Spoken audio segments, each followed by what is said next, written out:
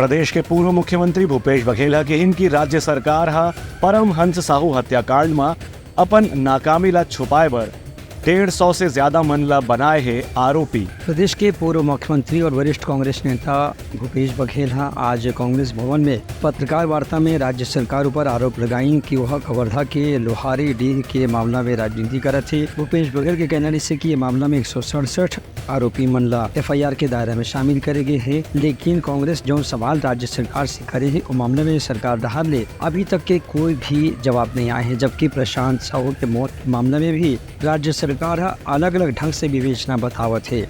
भूपेश बघेल के कहने से कि भारतीय दंड संहिता के जो धारा अलग अलग लगाए गए हैं वो में विवाद की स्थिति है। 167 आरोपी मन में से अभी तक 69 जन की गिरफ्तारी करे गए है। ये में 5 जन के ऊपर अभी भी ऐसे मामला है जिन गिरफ्तारी से बाहर होना चाहिए।